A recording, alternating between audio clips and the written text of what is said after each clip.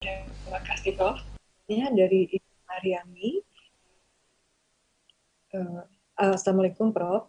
Dalam kehidupan keseharian dalam keluarga, kalau kita bicara selalu ada masalah dengan keluarga tersebut, maka lebih baik saya diam, terus beristighfar dan berzikir.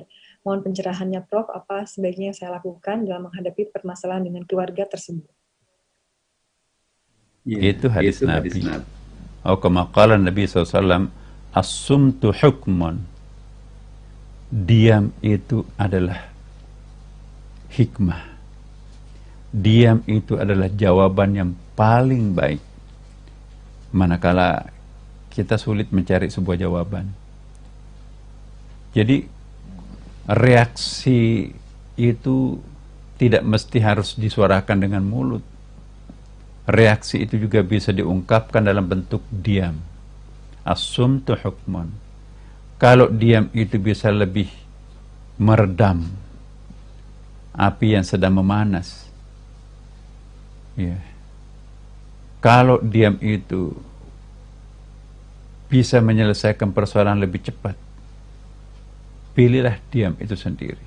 As-sumtu hukmun. Diam adalah jawaban yang paling tepat.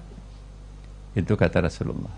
Tapi kalau kita menjawab, merespon dengan kata-kata, apalagi juga dengan emosi, sama dengan menyiram bensin api yang sedang membakar. Tadinya kebakarannya kecil, tapi kita siram bensin, udahlah, cerai, talak. Nah, angka perceraian sekarang Bapak Ibu sekalian, makin tahun makin meningkat. Ya. 42% perceraian setiap tahun terjadi. Bayangkan, kalau 2 juta perkawinan setiap tahun, ya, maka sekitar 40%-nya itu cerai. Angka perceraian yang paling bahaya itu ialah pasangan usia rumah tangganya itu masih 5 tahun ke bawah. Jadi kalau anak kita sudah berumah tangga 5 tahun ke atas, insya Allah mulai stabil tuh. Waspadalah terhadap rumah tangga yang belum sampai 5 tahun. Jangan terlalu mabuk kegembiraan, baru 1 anaknya, tahun ketiga.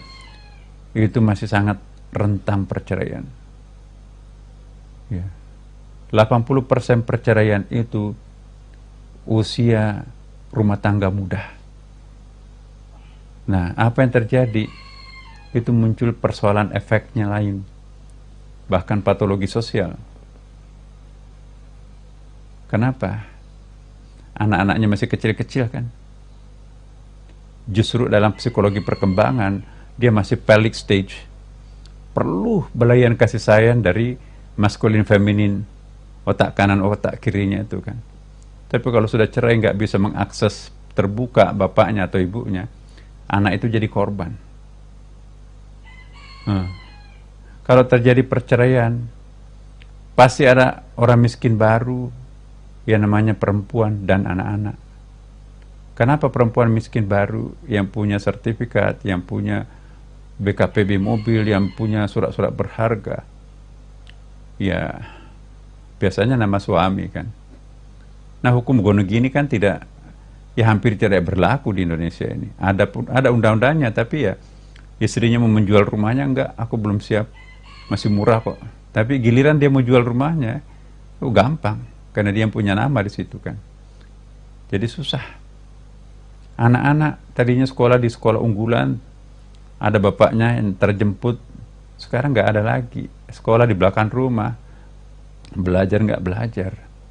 Penelitian di rehabilitasi narkoba, ya, rata-rata pada angkanya itu 90% anak-anak pecandu narkoba itu karena orang tuanya broken home.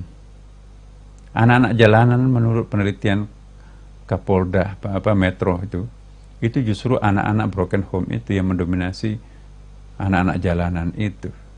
Jadi egoisme orang tuanya menyebabkan anaknya itu bermasalah. Nah, diam adalah jawaban yang paling tepat untuk menyelesaikan persoalan rumah tangga. Kalau semuanya pada mau bicara, akhirnya akan menimbulkan persoalan lebih lanjut. Bapak Ibu sekalian, kembalilah, saya sering menasihati kepada teman-teman, ya, datanglah ke atas sajadah. Sajadah itu adalah kapling surga, datang lebih awal menjemput kekasihnya. Sekecil apapun sampai sebesar apapun persoalannya, selesaikan di atas sajadah. Sajadah itulah yang disebut dengan baurak, kendaraan spiritual yang mengorbitkan ke puncak. Ya. Insya Allah, siapa yang menyelesaikan persoalannya di atas sajadah, ambil air wudhu, sujud, serahkan dirinya kepada Allah, semuanya kita serahkan kepada Allah. Wa takunul jibalu kal ihnil manfush, jadilah beban yang menggunung di pundak berterbangan bagaikan kapas. Itu kata Quran tadi yang saya bacakan kan. Jangan menyelesaikan persoalannya sendiri, susah, berat kita, nggak sanggup kita. Maka itu selalulah kita dekat dengan Allah yang Maha Kuasa. Wala haula wala quwata illa billah. Saya kira terakhir Mbak Nita ya.